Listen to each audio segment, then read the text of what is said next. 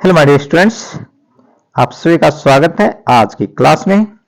आज की क्लास उन विद्यार्थियों के लिए है जो अच्छे अंक प्राप्त करना चाहते हैं और साथ ही साथ उनके लिए भी है जो बिल्कुल अपने आप को ऐसा मान रहे हैं कि शायद मैं पास नहीं होऊंगा। क्यों? क्योंकि मेरी बड़ी समस्या क्या है सर, मुझे क्वेश्चन तो याद होते नहीं, याद करता हूं और भूल जाता हूं। कोई बात नहीं बेटा, यदि आपको प्रश्न याद नहीं होते तो ऐसा बहुत सारा पार्ट होता है पेपर के अंदर जो आप करके आप आसानी से पास हो सकते हैं। तो कौन कौन से ऐसे टॉपिक हैं जो आप करेंगे और एग्जाम को में जो आप बिल्कुल अच्छे नंबरों से पास हो जाएंगे। ठीक है, तो सबसे पहले यहाँ पर लिखा हुआ है सब्जेक्ट आपका जो है इंग्लिश कोर। देखो, इंग्लिश के पेपर दो प्रकार के होते हैं, इंग्लिश इलेक्टिव और इंग्लिश कोर। लेकिन आपका एग्जाम जो है वो इंग्लिश कोर का ही होगा। इसमें टाइम रहेगा 3 आवर्स, 3 घंटे का आपका पेपर रहेगा। मैक्सिमम मार्क्स रहेंगे 80। ठीक है, 80 नंबर का ही पेपर होगा। 20 जो मार्क्स आपके टीचर्स जो हैं, आपके इंटरनल जो असेसमेंट के जो टेस्ट वगैरह हुए थे, सेट के एग्जाम हुए थे, उन्हीं के आधार पर आपके जो है वो 20 मार्क्स आपको देते हैं। ठीक है, उसमें सेट के एग्जाम प्लस आपके attendance plus discipline plus project, इस प्रकार से 20 मार्क्स को अलग अलग पॉइंट्स से मतलब बनाया जाता है। ठीक है, तब 80 मार्क्स में से आप कितने अंक लेंगे कि आपको अच्छे जो एवरेज जो नंबर है वो आ जाए। एवरेज का मतलब 50 प्लस कम से कम। ठीक है, वैसे तो देखो आज का जो टाइम है कंपटीशन का जो टाइम है, कंपटीशन का युग है, इसमें जितने नंबर आए वो ही कम है। ठीक है, 90 आ जाए तब भी कम लगते हैं बच्चों को, 90 प्लस आ जाते हैं, 95 प्लस आ जाते हैं, वो भी ऐसा लगता है कि भाई और ज्यादा आने चाहिए। ठीक है, 100 मार्क्स बच्चे लेना चाहते हैं, लेकिन हर किसी की कैपेसिटी तो ऐसी नहीं होती ना कि वो 100 मार्क्स ले ले या फिर 90 प्लस ले ले। तो ऐसे एवरेज बच्चे भी तो होते हैं क्लास के अंदर जिनको पास होने का बड़ा मुश्किल हो जाता है। तो ऐसा क्या करें, किस तरह से तैयारी करें कि हर कोई बच्चा जो है ना वो पास हो जाए। ठीक है, तो वो सारी बातें है ना हम डिस्कस करने वाले। सबसे पहले हम देखेंगे कि पेपर में किस प्रकार से प्रश्न पूछे जाते हैं। ठीक है, पूरे पेपर को हम विश्लेषण करेंगे, पूरे पेपर का विश्लेषण करने वाले। पहला सेक्शन आपका आएगा सेक्शन ए, जिसमें होता है रीडिंग स्किल। ये 15 मार्क्स का आता है, 15 नंबर का ये पेपर में आता है। इसमें करना क्या होता है, इसमें हमने 2 क्वेश्चन करने होते हैं। पहला क्वेश्चन यहां दिया हुआ है, attempt any one from A and be given below, ये 10 मार्क्स का आता है। देखिए इस सेक्शन ए के अंदर क्या आता है, 2 क्वेश्चन आते हैं। पहला क्वेश्चन होता है, पहले में भी आपको चॉइस दे देती है, 2 पार्ट दिए हैं ए और बी, इनमें से कोई ए करना होता है। देखो इंग्लिश का पेपर में ना कई बच्चों की बड़ी समस्या रहती है, सर हमें पता ही नहीं चला कि करना क्या है। ठीक है, तो क्या करना है ये आप समझ कर जाएंगे ना, तो आपको जो पेपर मिलेगा, आपको एग्जाम सेंटर पर जो आपको पेपर मिलेगा वो आपको बड़ी आसानी से समझ में आ जाएगा कि पहले प्रश्न में आखिर क्या करना है, सेकंड में क्या करना है। ठीक है, तो लास्ट तक हम सभी क्वेश्चन को डिस्कस करेंगे। तो पहला क्वेश्चन जो है उसमें आपको दिए गए हैं 2 ऑप्शन है ए एंड बी, और आपको करना है कोई एक, ये रहेगा 10 नंबर का। ठीक है, इसको बोलते हैं अनसीन पैसेज। क्वेश्चन ऐसे लिखा मिलेगा, read the passage given below and answer the question that follows. भाई आप इस पैसेज को पढ़िए और नीचे जो प्रश्न दिए गए हैं उनका आपने उत्तर देना है। ठीक है, ये एक पैराग्राफ है, इसकी अलग अलग पार्ट है। ये यहां पर लगभग 5 जो है ना पैराग्राफ दिए गए हैं। इन पैराग्राफ के आधार पर आपको ऑप्शनल जो है ना, इसमें 10 जो क्वेश्चन आते हैं, 10 जो क्वेश्चन आते हैं, उसमें आते हैं 5 जो होते हैं ऑप्शनल वाले होते हैं। ठीक है, 5 ऑप्शनल के होते हैं और 5 जो होते हैं अपने लिखने वाले होते हैं। ठीक है, मतलब 5 जो है ऑब्जेक्टिव है और 5 सब्जेक्टिव। तो यहां पर पहले जो 5 है क्वेश्चन जो है अलग अलग दिए गए हैं, ये आपके 5 क्वेश्चन हो गए ऑप्शनल के। आपने यहां से इस पैराग्राफ की सहायता से इन सभी का आंसर देना है। छठा क्वेश्चन जिसमें आपने लिखना है, जैसे पूछा गया what is a planet, planet क्या है, what makes the moon shine. ठीक है, चंद्रमा जो है क्या मतलब चंद्रमा कैसे चमकता है, किस चीज के कारण से चमकता है, किसकी सहायता से चमकता है, वो अपने इस पैराग्राफ में से आंसर देना है। तो ये 10 जो है ना क्वेश्चन है वो फर्स्ट में आएंगे। अब इसमें ऑप्शन क्या है, और लिखा हुआ है, इसका मतलब है अथवा। आप ए पार्ट आपको आसान लगे या बी पार्ट आसान लगे, दोनों में से कोई एक करना है। ठीक है, इतना समय नहीं होता कि दोनों को आप अटेम्प्ट करें। तो आप इस बात पर ध्यान दें कि मैक्सिमम जो क्वेश्चन आप वो अटेम्प्ट करके आए, लेकिन पहले वो करें जो आपको अच्छे से आते हैं। और पहला क्वेश्चन जो है ना अनसीन पैसेज है ना, वो बिल्कुल सभी को आसानी से आ ही जाता है, ठीक है, क्योंकि ऑप्शन वाले क्वेश्चन होते हैं। एक थोड़ा सा आपको मुश्किल लगता है तो दूसरे को जरूर पढ़कर देखें, ये नहीं कि आप फर्स्ट पेज लग गए वहीं पर अटक गए तो आप उसको छोड़ दें, नहीं, आपको फर्स्ट मुश्किल लगता है तो सेकंड पर एक बार नजर जरूर डालें, ठीक है। तो ऐसे इसके अंदर भी यही है, 5 जो क्वेश्चन है वो कैसे हैं, ऑब्जेक्टिव टाइप है, और 6 to 10, ठीक है, 6 से लेकर 10 तक कैसे हो गए, ये आपके सब्जेक्टिव इसमें आपको लिखना है, ठीक है। तो पहला क्वेश्चन क्लियर हो गया। अब बात कर लेते हैं सेकंड क्वेश्चन की। Read the passage given below. देखिए सेकंड में भी क्या दिया गया, पैसेज दिया गया है, वो आपने पढ़ना है, और यहां पर दिए गए मार्क्स 4 + 1 = 5, मतलब 4 + 1, 4 नंबर का क्या है और 1 नंबर का क्या है। ये जो क्वेश्चन होता है, एक पैराग्राफ आपको देगा इस तरह से, ठीक है, इस पैराग्राफ में से आपने मुख्य मुख्य बातों को छांटना है, उनको बोलते हैं नोट मेकिंग करना, ठीक है। तो क्वेश्चन देख लेते हैं कैसे पूछा गया है प्रश्न। On the basis of your reading of the above passage, ऊपर पैसेज जो दिया गया उसी के स्टडी के आधार पर, उसी की पढ़ने के आधार पर मेक नोट्स ऑन इट, इस पर आपने क्या करना है, नोट मेकिंग तैयार करनी है, नोट्स तैयार करने हैं। यूजिंग हेडिंग्स, आपने हेडिंग का बनाना है, एंड सब हेडिंग्स, फिर उसके सब हेडिंग बनाने, मतलब पार्ट बनाने हैं।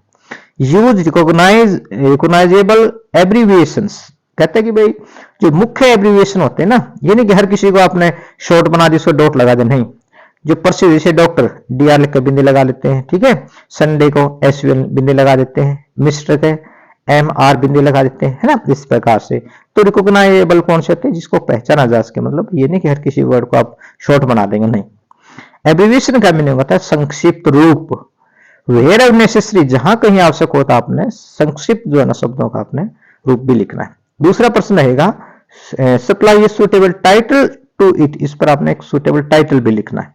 तो ये 2 क्वेश्चन आएंगे, पहले वाला कौन सा हो गया, ए पार्ट में यहां पर हो गया नोट मेकिंग, और बी पार्ट में हो गया टाइटल, ठीक है। तो 1 नंबर का टाइटल होगा, 4 नंबर का नोट मेकिंग होगा। तो ये जो दिया गया ना पैराग्राफ, उसका मैंने नोट मेकिंग तैयार करके यहाँ पर लिखी है, आप कैसे नोट जो है ना वो तैयार करते हैं, ठीक है। पैराग्राफ को पढ़ेंगे, जैसे सब मेन हेडिंग लिखा है, how to affect our lives, how TV affects our lives, TV कैसे हमारे जीवन को प्रभावित करता है। तो इसके ये ए हो गया मेन हेडिंग, ठीक है, और ये फिर 1 पॉइंट और सेकंड पॉइंट ये होगी इसके सब हेडिंग, ठीक है। यहाँ पर पॉजिटिव नेगेटिव इनको भी हमने क्या किया हुआ है, एब्रीवेट किया हुआ है, ठीक है, एब्रीवेशन इसके बनाए हुए, ठीक है। पॉजिटिव का पूरी स्पेलिंग नहीं लिखी है, POSITIVE ऐसे नहीं लिखा हमने, प्लस और VE लिख दिया पॉजिटिव, माइनस लगा दिया VE हो गया नेगेटिव। तो ये होते हैं एब्रीवेशन, जैसे टेलीविजन नहीं लिखा हमने, टीवी लिखा है, ठीक है, ये शॉर्ट फॉर्म होगी। ऐसे भी हमने मेन हेडिंग बना दिया, ठीक है, एडवांटेज ऑफ टी ADV बना दिया, ठीक है। तो ये जो है ना, और सी बना दिया हमने डिसएडवांटेज ऑफ टीवी। पहले वाले में क्या थे, टीवी के लाभ क्या है, क्या फायदा करता है टीवी, और टीवी के क्या लाभ हैं, और डिसएडवांटेज माने हानियां, टीवी देखने की क्या हानियां हैं। तो ऐसे ही हमने क्या करना है, मेन हेडिंग और सब हेडिंग बनाते हुए 2 मतलब ABC, कम से कम आप A, B और C 3 पोर्शन तो जरूर बनाएं, ठीक है। देखो यहां पर बनाए हैं A, B और C। ज्यादा बड़ा पैराग्राफ लगे तो आप D तक बना दे रहे हैं, तो ABC तक आप आसान से बनाएं। अब हमने टाइटल दिया है how TV affect our lives, TV कैसे हमारे जीवन को प्रभावित करता है, ये इसका टाइटल हो गया। टाइटल अलग अलग हो सकते हैं, ठीक है, जरूरी नहीं कि यही टाइटल आपको ऐसे ही रटना आता, नहीं, जो आपको उचित लगे ना वो लिख रहे, ठीक है। Advantage and disadvantage of TV, तो इस प्रकार से आप कोई अलग भी बना सकते हैं, ठीक है। ये एब्रीविएशन यूज किए गए हैं, जैसे टीवी का है, टेलीविजन का हमने टीवी बना दिया, पॉजिटिव का +V बना दिया, ठीक है, नेगेटिव का -VE लिख दिया, एडवांटेज का ADV लिख दिया, साइंस का SL बना दिया, मेडिसिन का MAD बना दिया। ये होते हैं एब्रीविएशंस। तो इनको भी आपने इसी तरह से एक अलग से मतलब लिखना होता है, ठीक है, एक्सेट्रा का, ठीक है, ऐसे बनाया हमने। हॉस्पिटल्स, डिसएडवांटेजेस, आवर्स, ये एब्रीविएशन के कुछ वर्ड यहाँ पर प्रयोग किए गए। तो 2 क्वेश्चन हमने समझ लिए हैं। पहला क्वेश्चन कौन सा, अनसीन पैसेज, उसमें 2 पार्ट आएंगे, A और B दोनों में से कोई एक करना है। दूसरा क्वेश्चन आता है नोट मेकिंग का, नोट मेकिंग के अंदर 2 पार्ट हो गए, 2 क्वेश्चन हो गए, पार्ट मतलब 2 क्वेश्चन हो गए। पहला क्वेश्चन होगा नोट मेकिंग का, उसमें आपने मेन हेडिंग और सब हेडिंग बनाने हैं, ठीक है, और उसी में अपने 1 नंबर का काम वो क्या करना है, कोई भी एक उचित शीर्षक टाइटल जो आपने चुनना है। अब बात कर लेते हैं सेक्शन बी की, जो कि ग्रामर का पोर्शन होगा। ये 10 मार्क्स का आएगा, 10 नंबर का आएगा। इसमें है attempt any two from each सब पार्ट्स। देखो यहाँ पर 3-3 दिए हुए हैं, तो 3 में से अपने कोई 2 करने हैं। हालांकि चाहे तो आप तीनों कर सकते हैं, ठीक है। जब भी पेपर चेक होता है तो पेपर चेक करने वाले टीचर्स जो होते हैं ना, वो थोड़ी सी आपके प्रति थोड़ा सा सहानुभूति ही रखते हैं, ठीक है। तो सहानुभूति का मतलब क्या है कि यदि आपके तीनों ऑप्शन सही हैं तो अच्छी बात है, आपको 2 नंबर बिल्कुल मिलेंगे। लेकिन यदि तीनों में से मान लिया, वैसे तो ये होता है चेक करने के हिसाब से फर्स्ट 2 जो ना अटेम्प्ट करने होते हैं, या कोई भी अपने 2 अटेम्प्ट करने होते हैं, थर्ड लिखा है ना तो आपको उसका मार्क्स तो नहीं मिलता। लेकिन यदि हमारे पहले 2 मान लिया गलत हो गए और अगला जो है ना वो ठीक हो गया तीसरे वाला, तो आपको वहां पर 1 मार्क्स मिलने की संभावना पूरी पूरी बनती है। तो आपने कोशिश करनी है, क्योंकि इनमें ज्यादा टाइम लगता ही नहीं, तो आप तीनों ही पोर्शन जो आपको इसके करने, तीनों ही पार्ट जो आपने करने हैं। नंबर मिलेंगे केवल 2 के ही, ठीक है। और इसमें एक बात यह है कि 2 जो है ना आपने भरने हैं और तीसरा जो है वो ऑप्शन वाला है। हर इस तरह से इसमें आगे आपको देखने को मिलेगा। अगला क्वेश्चन क्या है, तो पहला क्वेश्चन में क्या है, fill in the blanks with appropriate. Appropriate का मीनिंग होता है उचित, सुटेबल आ जाएगा, एप्रोप्रिएट आ जाएगा। ये कुछ वर्ड भी आप याद कर ले, ठीक है। वहां पर आपको कंफ्यूजन रहता है, सर एप्रोप्रिएट का मीनिंग ही नहीं समझ, आप करें क्या। मॉडल्स भरने, मॉडल एक्सुलरीज, ठीक है। चलो दूसरा है इसमें change the narration, narration change करना है। तीसरा है fill in the blanks with suitable articles. भाई आपने कोई योग्य जो है ना आर्टिकल भरना है। वेयर एवर नेसेसरी, जहां आवश्यक हो, जहां आवश्यक नहीं है मतलब नो आर्टिकल है। नो आर्टिकल का मतलब क्या है, देखो ग्रामर के हर एक पोर्शन के ऊपर, हर पार्ट के ऊपर जो है ना मैंने वीडियोस बनाई हुई हैं, आप बारी बारी से उनको देख सकते हैं। डाउट रहता है तो आप कमेंट बॉक्स में लिख दें कि हमें सर ये बात सुन नहीं आई, आपके डाउट को मैं क्लियर करूंगा, ठीक है। तो यहाँ पर सारी बातें डिस्कस नहीं होंगी, लेकिन हम बातें कर रहे हैं पेपर की स्टाइल की, पेपर की टाइप की और पास होने के तरीके की, ठीक है। अब अगला क्वेश्चन जो है डी सेक्शन जो है, change the voice of the following sentence. भाई आपको 3 जो सेंटेंस दिए गए ना, उनमें से किसी 2 का आपने क्या करना है, वॉइस जो है ना वो चेंज करना है, ठीक है।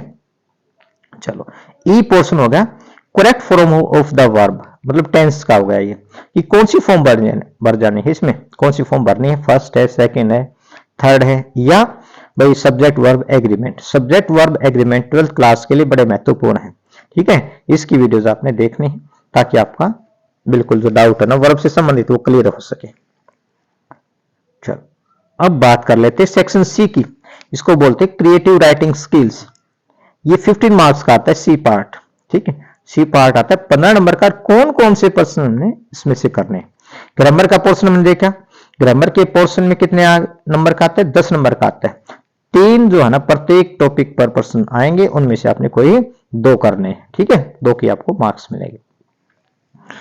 अब यहां पर अगला जो क्वेश्चन होगा हमारा 4 क्वेश्चन जो है वो 5 मार्क्स का होगा, 5 नंबर का होगा। टोटल में तो ये सी पोर्शन जो है ना वो 15 नंबर का है, लेकिन फोर्थ जो क्वेश्चन है, चौथा जो क्वेश्चन है, उसमें आपको ऑप्शन दिए गए 3, मतलब 3 चीजों में से आपने एक करना है। देखो कितना अच्छा स्ट्रक्चर पेपर का है, 3 चीजें आपके सामने, आपने उनमें से करना है कोई एक।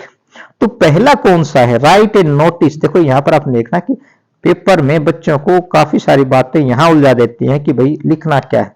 तो राइट ए नोटिस, एक नोटिस लिखना है। किस बारे में लिखना है, यह सारी बातें दी हुई है। देखो लिखने वाले का नाम अनिल है या अनु है, student of 12th class, has found a wallet, ठीक है। उसको क्या मिला भाई, एक पर्स मिला, ठीक है। इन द स्कूल प्लेग्राउंड, कहां पर मिला, स्कूल के प्लेग्राउंड में मिला। इन एडिशन टू कैश, भाई कैश के अतिरिक्त, मतलब कैश तो है उसके अंदर कुछ, इसके साथ साथ क्या है, इट कंटेन्स सम रिसिप्ट, इसमें कुछ रिसीट है। रिसिप्ट नहीं पढ़ेंगे, पे साइलेंट होता है, रिसीट, रिसीट, रिसीट माने थे पर्ची, ठीक है। कुछ उसमें क्या है, कुछ पर्चियां हैं, ठीक, कुछ जरूरी कागजात इसको हम कह सकते हैं। Write a notice for the school notice board inviting rightful owner to claim it after giving details of the wallet and its content. भाई अपने क्या करना है, नोटिस बोर्ड के ऊपर आमंत्रित करना है भाई सही मालिक को कि भाई आप अपना इसका दावा कर सकते हैं, इस वैलेट के बारे में जानकारी देकर या इसके अंदर रखे सामान की जानकारी देकर। तो क्वेश्चन समझ में आ गया आपको, क्या पूछा गया है, पहला क्वेश्चन हो गया इसमें नोटिस का। दूसरा क्या है, एडवर्टीजमेंट, ड्राफ्ट एंड एडवर्टीजमेंट। देख नोटिस की भी वीडियोस जो है वो आपको मिलेंगी, एडवर्टीजमेंट की भी वीडियोस मिलेंगी, तो आप चाहें तो वहां से देख सकते हैं। ठीक है, तो प्रोसेस में आ गया, पहला नोटिस, दूसरा एडवर्टाइजमेंट, और तीसरा है पोस्टर मेकिंग। ठीक है, अपने कोई भी किसी एक टॉपिक को लेकर पोस्टर बनाना है। ठीक है, तो ये तीनों में से कोई एक करना है। मेरे हिसाब से दो चीजें बड़ी आसान है, नोटिस और एडवर्टीजमेंट। ठीक है, पोस्टर में यदि आपकी ड्राइंग अच्छी है तो कई बार वहां पर ये डिस्प्ले की तरह आपको ना डिस्प्ले करना होता है, तो वहां पर आप चाहें तो बना सकते हैं, नहीं तो एडवर्टीजमेंट और नोटिस सबसे आसान होता है। थोड़ा लिखना होता है, नंबर ज्यादा है, 5 नंबर में बिल्कुल ही थोड़ा लिखना है।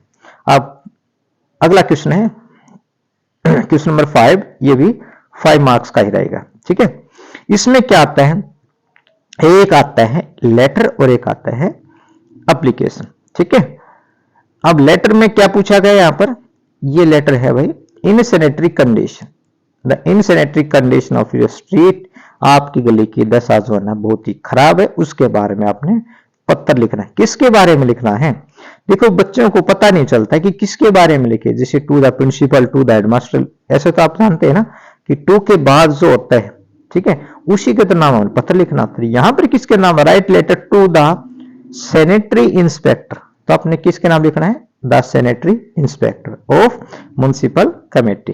ठीक है, तो यहां आपको पता चल गया कि किसके नाम अपने पत्र लिखना है, तो ये होगा लेटर। और दूसरा क्या है, यू आर मोहित, यहां पर एप्लीकेशन आई है लेकिन थोड़ी सी चेंज होकर, अब पेपर में एप्लीकेशन फॉर जॉब है ना, वो थोड़ी सी चेंज होकर पूछी जाती है।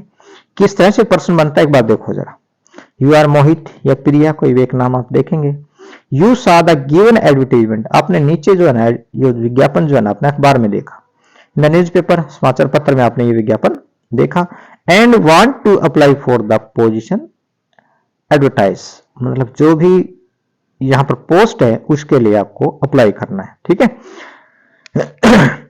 तो Bex and Bex private limited, ये कोई कंपनी, उसका नाम हो गया। रिक्वायर्ड क्या, किसकी पोस्ट खाली, सेल्स मैनेजर की पोस्ट खाली है, तो आपने इसी की सहायता से अपने जो है ना वो एप्लीकेशन जो है ना वो तैयार करनी है। ठीक है, तो पोस्ट का पता चल गया, सेल्स मैनेजर की पोस्ट खाली है, वो मेल या फीमेल दोनों अप्लाई कर सकते हैं। Preferred skills and qualification, MBA from recognised university, तो इसकी क्वालिफिकेशन क्या बताइए कि भाई एमबीए हो, ठीक है, और कंप्यूटर का भी ज्ञान हो। कम्युनिकेशन स्किल में मतलब उसको भाषाएं आनी चाहिए, इंग्लिश, हिंदी, ठीक है, आप इनको प्रेफरेंस दे सकते हैं। तो ये जो पर्सन है ना, या फिर एक्सपीरियंस भी दे दिया, 2 इयर्स एक्सपीरियंस होना चाहिए कम से कम। ठीक है, apply within 10 days to the director Brakes and Brakes private limited, New Delhi. तो ये लेटर है अपने लिखना है, किसके नाम लिखना है, यहां दिया हुआ है टू द डायरेक्टर, अपने डायरेक्टर के नाम लिखना है। ठीक है, डायरेक्टर के नाम लिखना, Brakes and Brakes private limited कोई कंपनी का नाम है, तो इसके मैनेजर के नाम अपने, सॉरी डायरेक्टर के नाम अपना एप्लीकेशन लेटर लिखना, एप्लीकेशन जो पत्र वो लिखना है। ठीक है, अपना बायोडाटा भी तैयार करना है। तो एप्लीकेशन फॉर जॉब की ना एक अलग से मैंने वीडियो बनाई हुई है, उसमें सारे एप्लीकेशन फॉर जॉब के ही जो है ना वो हैं। ठीक है, तो आप वो जरूर देखें, ताकि आपका ये जो है ना 5 मार्क्स एप्लीकेशन फॉर जॉब है ना कई बार पूछी गई है और आती भी है। ठीक है, तो जरूर आप इसको जरूर देखें। मान लिया देखो आपको ज्यादा तो नहीं याद होती, कम से कम एक तो याद कर सकते, इसमें कुछ ज्यादा लिखना भी नहीं, आप एक बार देख लेना वीडियो को, कितना आसान है उसको तो याद करना। ठीक है, एक कमजोर से कमजोर बच्चा जो है ना वो भी इसको एक लिखने का तरीका ढंग से देख लेगा ना, तो उसको भी अच्छे नंबर, इसमें 5 नंबर का जो आता है आपको फुल मार्क्स मिलेंगे। अगला क्वेश्चन है, attempt any one from A and be given below, भाई छठा जो प्रश्न है उसमें भी 5 नंबर का क्वेश्चन जो है वो आता है।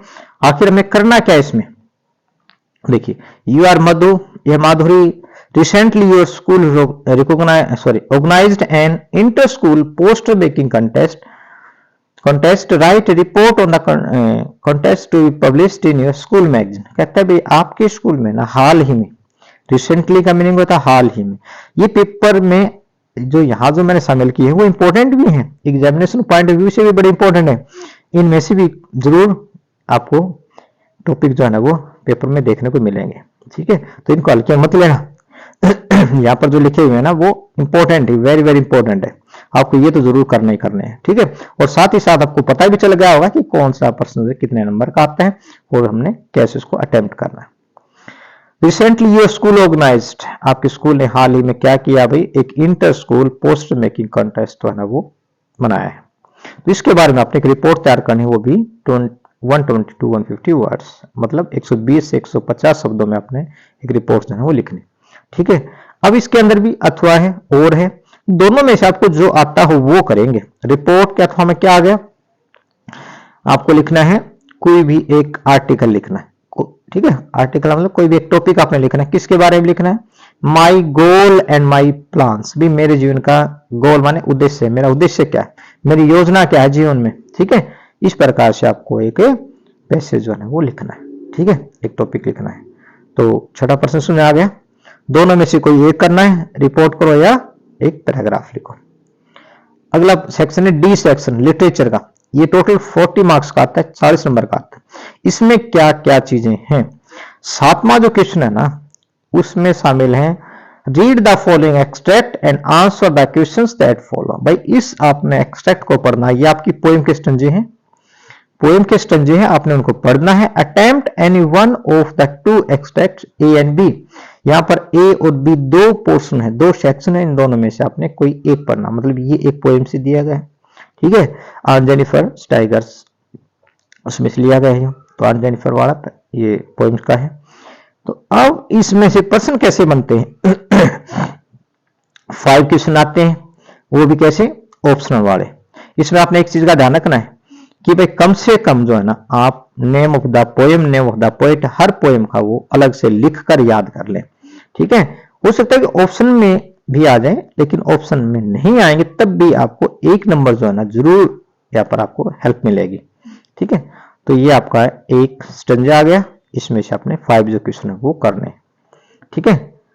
अब बात कर लेते हैं जो प्रश्न, जो कॉमन प्रश्न आएंगे वो क्या है, rhyme scheme of the above extract, मतलब ऊपर जो स्टंजा दिया गया उसकी राइम स्कीम क्या है।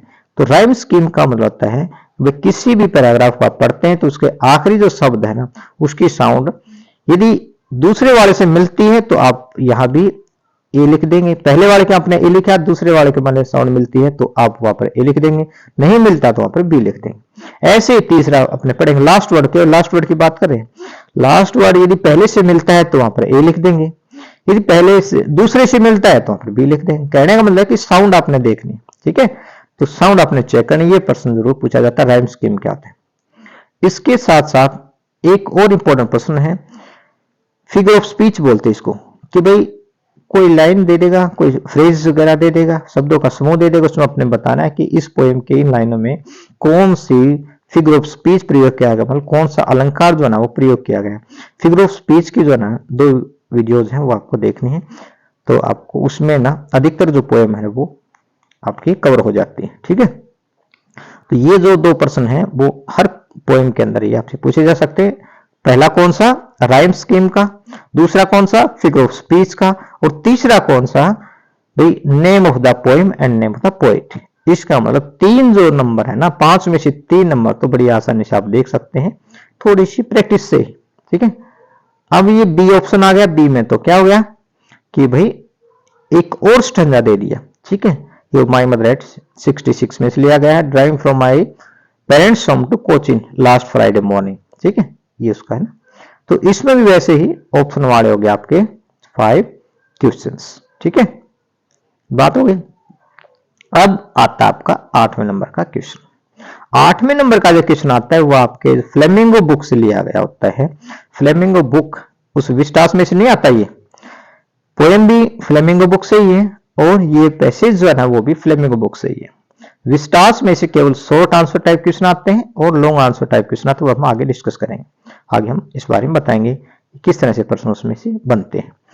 तो सबसे पहले हमने देखा फ्लेमिंगो में से क्या आया, 2 स्टंजे आए, 2 में से कोई आपने एक करना है। आगे हमने 8वां क्वेश्चन देखा भी 2 पैसेज दे देते, 2 में से आपने कोई एक करना है जो आपको आसान लगे, ठीक है। यदि आपने अच्छे से पढ़ रखा है लेसन तो बहुत सारी चीजें जो ना वो आपको देखते ही पता चल जाएगी कि आंसर कहां है, ठीक है। तो ये आपका कौन से में से लिया गया, most of the arable land in Champaran district, ठीक है, इंडिगो का है, इंडिगो लेसन से। तो इसमें भी आपके 5 जो क्वेश्चन है वो ऑप्शन वाले आते हैं, ठीक है। बी पोर्शन आ गया, बी में अथवा का है ना, तो अथवा में से भी आप दोनों में से जो आपको आसान लगता है अच्छे से आप वो करेंगे, ठीक है। अब बात कर लेते हैं अगले क्वेश्चन की। 9वां क्वेश्चन आपका आता है, answer any 4 of the followings in about 40 to 50 words each. आपने 40 से 50 शब्दों में आपने कोई 4 प्रश्नों के उत्तर देने। कितने हो गए? 1 2 3 4 5, मतलब ई तक आपके 5 जो है ना वो आए हैं। पेपर में बच्चे ना कई बार ऐसी भी गलतियां कर जाते हैं। कैसे? जिससे यहां लिखा हुआ है ए, आप क्वेश्चन तो कौन सा है ये? क्वेश्चन नंबर हो गया 9, ठीक है। और यहाँ ऑप्शन मान लिया आपको फर्स्ट आता है, तो यहां पर बच्चे क्या करेंगे? फर्स्ट ऐसे नंबर डाल देंगे, फिर तीसरा आता है फिर तीसरा लिख देंगे, ऐसे नहीं लिखना। यहां पर जो दिया हुआ ना ए लिखा हुआ है तो आपने ए ही लिखना है, ठीक है। आप मान लीजिए इसके बाद सी कर रहे हैं तो सी लिखना, नंबर 3 नहीं लिखना, ठीक है। यदि यहाँ सी है तो यहाँ भी सी लिखना है, यहाँ नंबरिंग दे रखी है तो वो भी नंबरिंग लिखनी है, मतलब सेम रखना है। Question number, main question number हो गया 9, इसका पार्ट क्या हो गया? A B C D E, इनमें से आपने कोई 4 करने हैं, ठीक है। तो ये गलतियां ना करें। यहां सीरीज अल्फाबेट में दी हुई है, मतलब आपके लेटर्स में दी हुई है A B C D E, इस तरह से दिया हुआ और आपने वहां पर लिख दिया 1 2 3 4, तो ये बिल्कुल गलत होगा, ठीक है। अपने पेपर का जो स्ट्रक्चर है ना उसको ध्यान में रखते हुए अपने क्वेश्चन को भी ध्यान रखना है, ठीक है, कैसे उसका आंसर देना। अब 10 जो क्वेश्चन है अपना, 10वां जो प्रश्न आएगा वो होगा answer any 2 question from the following in about 40 to 50 words each, ठीक है। ऊपर वाला जो है ना ये पहले 5 प्रश्न दिए, इसमें 4 करने हैं। ये कौन सी बुक से हैं?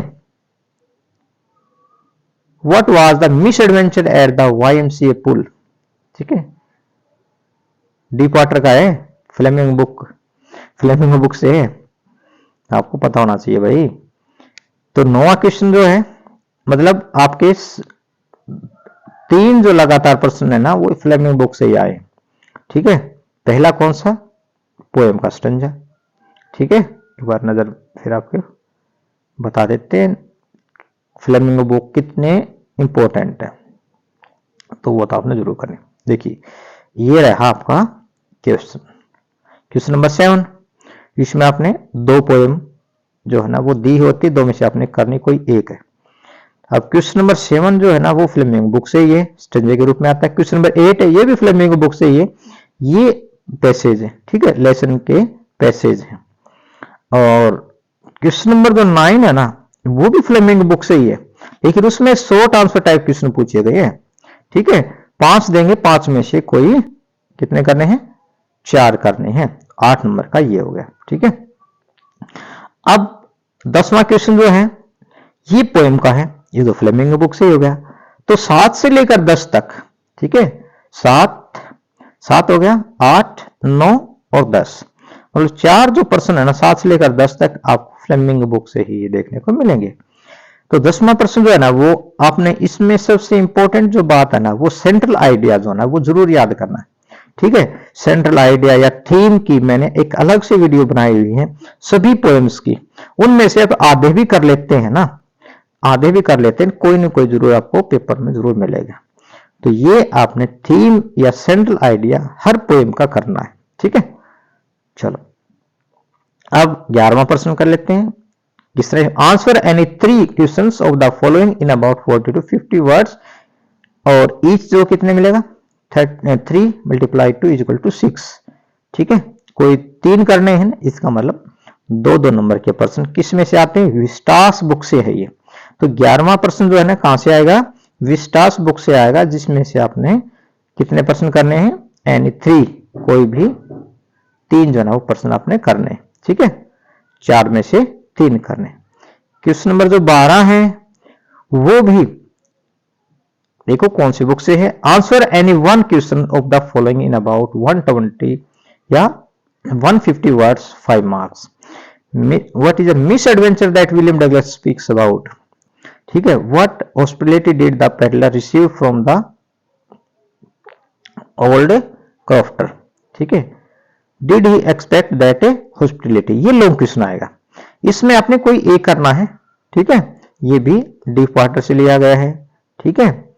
पहले वाला प्रश्न तो डीप वाटर से है ना, विलियम डगलस के बारे में है ये। तो ये भी फ्लेमिंग बुक से हो गया। अगला प्रश्न क्या है, 13वां जो प्रश्न है, विस्टास बुक।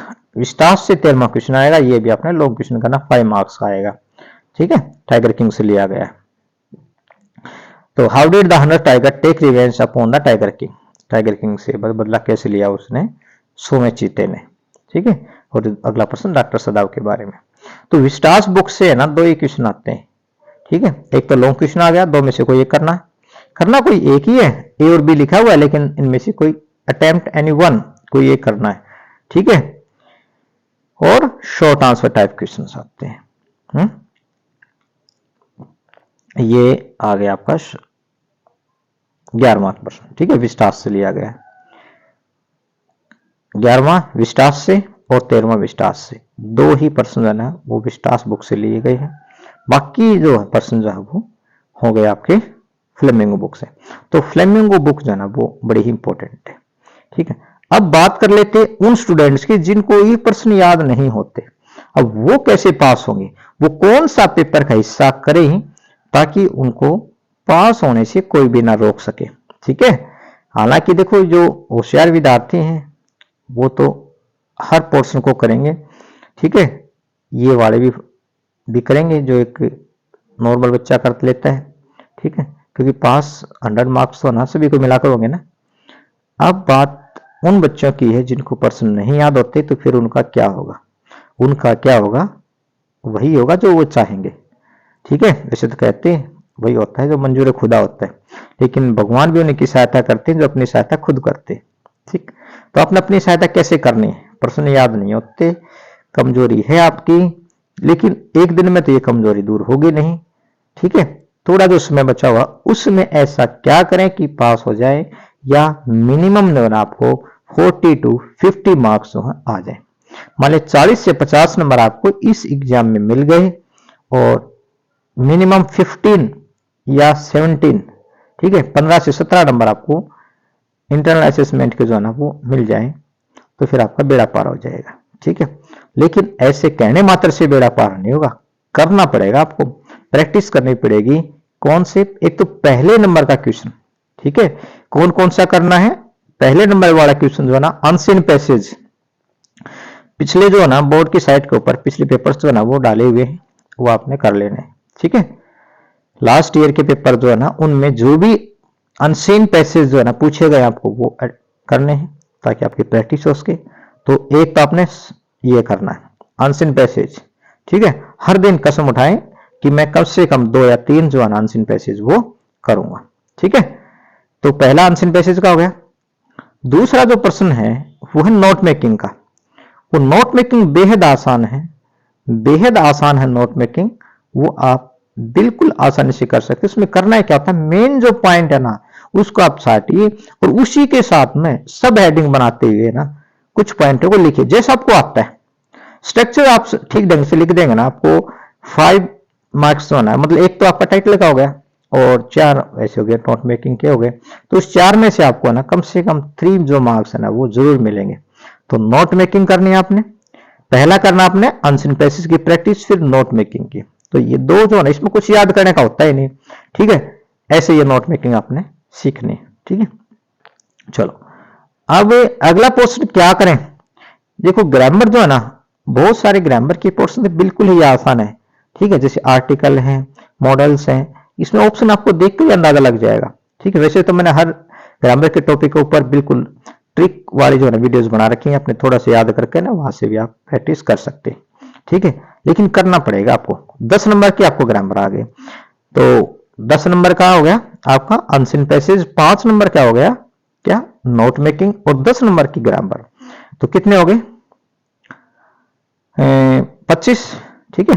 15 और 10 25, यहां तक आपको 25 नंबर का जो काम है ना वो हर बच्चा कर सकता है, ठीक है। बिल्कुल कमजोर से कमजोर बच्चा भी 5 नंबर का काम कर सकता है, ठीक है। अब ये जो चौथे नंबर वाला जो प्रश्न है ना जिसमें हमने नोटिस और एडवर्टीजमेंट, आप एक कर लें, एडवर्टीजमेंट कर लें, ठीक है। एडवर्टीजमेंट के ना गिने चुने से कुछ ही पार्ट होते हैं, वही पूछे जाते हैं, ठीक है, बार बार रिपीट होते हैं। तो एडवर्टीजमेंट वाली आप वीडियोस देखेंगे, उसमें मैंने लगभग शायद 24-23 कुछ ऐसे ही हैं जो है ना वो एडवर्टीजमेंट के। लेकिन आपने उसका एक पार्ट, ठीक है, मान लो लॉस्ट एंड फाउंड का आपने एक कर लिया, फोर सेल का उसमें से आपने एक कर लिया, ठीक है, टू लेट का आपने उसमें से एक कर लिया, तो वहां पर एक एक पार्ट भी कर लेंगे ना तो आपको 5 नंबर जो है ना वो बिल्कुल मिलेंगे, ठीक है। तो नोटिस नहीं आते तो कोई बात नहीं, एडवर्टीजमेंट कर लें खाली, तो आप एडवर्टीजमेंट यहाँ पर 25 नंबर वो और 5 नंबर ये, ठीक है। 4 लाइन मुश्किल से याद होती है, इसमें याद करने का होता है, और एडवर्टीजमेंट में 4 या 5 लाइन, मैक्सिमम 5 लाइन बनेंगे और ज्यादा मुश्किल भी नहीं होता। तो 25 और 5 30 नंबर का जो काम है बेटा, यहां तक तो हर कोई बच्चा कर सकता है, ठीक है, हर कोई बच्चा कर सकता है। तो 30 नंबर आपके हो गए बिल्कुल खरे। इसमें से आपने देखो प्रैक्टिस तो करनी पड़ेगी, इसमें कोई दो राय नहीं। और यदि आप कर सके ना तो ये एप्लीकेशन फॉर जॉब तो जरूर कर ले। एप्लीकेशन आप करें, एप्लीकेशन के बाद तो बड़ी आसान आसान पूछ लेते हैं, ठीक है, अर्जेंट पीस ऑफ वर्क भी पूछ लेते हैं, ठीक है। तो बिल्कुल छोटे छोटे ऑप्शन मतलब आपको इस तरह से मिल जाते हैं। तो भाई एप्लीकेशन जो है ना आसान, बिल्कुल आसान आसान भी एग्जाम में आ जाती है, ठीक है। फुल फी कंसेशन आ गई, रिमिशन ऑफ फाइन आ गई, ये छोटे छोटे टॉपिक है जो आपने पहले बहुत बार पढ़ चुके हैं, छठी क्लास से आपने जरूर लगे होंगे, ठीक है। छठी क्लास से लेकर आप 12वीं तक आ गए तो ये urgent piece of work, remission of fine, ठीक है, एप्लीकेशन फॉर जॉब, ये तो आप आसानी से कर सकते हो। तो आप चाहे तो ये एप्लीकेशन वाला जो पोर्शन है वो अटेम्प्ट करें, ठीक है, तो ये जरूर करेंगे आप एप्लीकेशन फॉर जॉब, तो 5 नंबर यहां से मिलेंगे आपको, ठीक है। तो ये थोड़े थोड़े करके ना आपको पास कराएंगे। ये आपको कोई बात रिपोर्ट नहीं आती, हमने छोड़ दिया, रिपोर्ट को छोड़ दिया, ठीक है। अब बात कर लेती स्टेंजा की। 7वां पर्सन तो आपने क्या करना, पोएम है आपकी, जो पोएम है ना उनका मान लिया आपने 50% भी कर लिया, भाई आपकी जितनी भी पोएम है उनका आपने पोर्शन कर लिया 50%, मतलब आधे स्टेंजे दोहरा लिए, तो आधे में भी आपका काम चल सकता है। लेकिन कोशिश ये करें कि मैक्सिमम दोहराएं, ठीक है। 70% 80% तो आपको आने चाहिए, एक दो छोड़ दो, जो ज्यादा मुश्किल लगे उसको छोड़ दो, बाकी वो कर लो, क्योंकि ऑप्शन में एक तो आनी ही है, ठीक है। तो 5 नंबर आपको यहां से मिलेंगे। कितने मार्क्स हो चुके थे, अभी एक बार थोड़ा सा काउंट कर लेते हैं, चलो आगे करें काउंट, ठीक है। तो पोएम के हो गए स्टेंजे, दो आएंगे, दो में से कोई देख करना है, और इसमें से न करना क्या वो जरूर देख लें, name of the poem, name of the poet, ठीक है, और राइम स्कीम और फिगर ऑफ स्पीच, क्योंकि ना जो मेन बात पूछी जाती है ना वो अगर आप भटक गए तो फिर ये 5 नंबर आपको बड़ी मुश्किल से मिलेंगे, ठीक है। तो 5 नंबर यहां से आगे। अब बात कर लेते हैं पैसेज की। 5 नंबर आपके ये पार्ट के जो है ना पैसेज जो है ना पैराग्राफ जो है ना वो है, इसमें से आपने प्रश्न उत्तर छाटने, इसमें भी name of the lesson, name of the writer जो है ना आपने करना है, ठीक है। अब थोड़ा सा डिस्कस करेंगे भाई हमारे कितने मार्क्स आपने करने हैं, मतलब कमजोर से कमजोर बच्चा भी ना क्या करेगा। पहला जो क्वेश्चन होगा आपका अनसीन पैसेज, ठीक है, जो अनसीन पैसेज हो गया वो आपका हो गया 10 मार्क्स का। दूसरा हो गया नोट मेकिंग, ठीक है, नोट मेकिंग, ये आपके हो गए भाई 5 नंबर की, ठीक है। तीसरा जो पोर्शन हो गया आपका जो करना आपने ग्रामर वाला, ठीक है, ग्रामर वो आपकी होती है 10 मार्क्स की, तो 25 नंबर यहां तक हो गए। उसके बाद जो आपने करने वो कर रहा हूं मैं, ठीक है। जिसको प्रश्न याद नहीं तो उनके लिए है मेन बात, अनसीन पैसेज की प्रैक्टिस करें, नोट मेकिंग की करें, ग्रामर के टॉपिक की प्रैक्टिस करें, उसके बाद करें आप करें एडवर्टीजमेंट, विज्ञापन, ठीक है, एडवर्टीजमेंट या नोटिस, इनको थोड़ा सा आप देखें, थोड़ा थोड़ा लिखना होता है इसमें, तो बिल्कुल 3-3 4-4 लाइनों का ज्यादा मुश्किल नहीं होता, इसलिए मैं आप दोनों करके देखें, और ज्यादा कुछ नहीं कर पाए तो इसमें कम से कम एडवर्टीजमेंट तो जरूर करें। तो यह आ गए आपके 5 मार्क्स के, ठीक है। तो 10 और 5 15 और 15 30 नंबर, ठीक है, यहां तक आपके हो गए 30 मार्क्स। उसके बाद 30 के प्लस में हम करेंगे पोएम का स्टेंजा, ठीक है, स्टेंजे हो गए आपके 5 मार्क्स के। लेसन के पैसेज ये करेंगे 5 मार्क्स, तो कितने हो गए 40 मार्क्स, ठीक है, 40 मार्क्स हो गए। यदि आप एप्लीकेशन भी कर लेते हैं, एप्लीकेशन भी कर लिया आपने, ठीक है, यदि आपने एप्लीकेशन भी कर ली तो आपके 5 मार्क्स और जुड़ जाते हैं। मतलब कहने का मतलब क्या है, 45 जो मार्क्स है ना, वो आप बिल्कुल आसानी से ले सकते हैं बिना किसी ज्यादा परेशानी के। लेकिन थोड़ी सा कष्ट ये उठाना पड़ेगा कि आपने पिछले जो साल के पेपर्स हैं जो HBSC की साइट पर डाले हुए हैं उनको आपने जरूर दोहराना है, ठीक है। तो आप इतना कर लें, 45 मार्क्स जो है आपको जरूर मिलेंगे।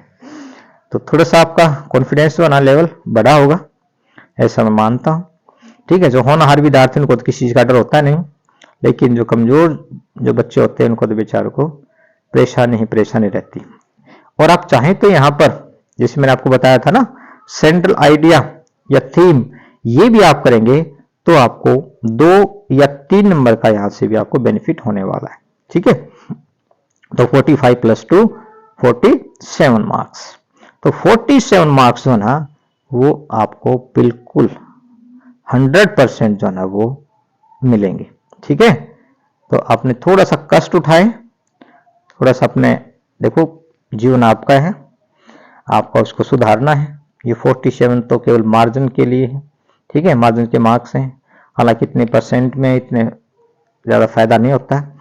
मान लिया 47 में से आपके 40 या 45 आ गए, 15 आपको वहां से आपके टीचर्स ने दे दिए, तो आपके कितने हो गए, 60 मार्क्स आ गए, ठीक है। तो 60 मार्क्स ना आप लेकर बड़े खुश होंगे, ठीक है।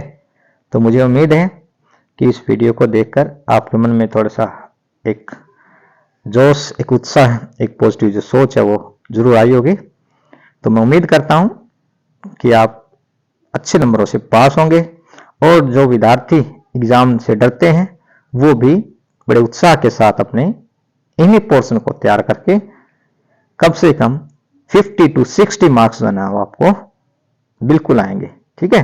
तो best of luck for your annual exam.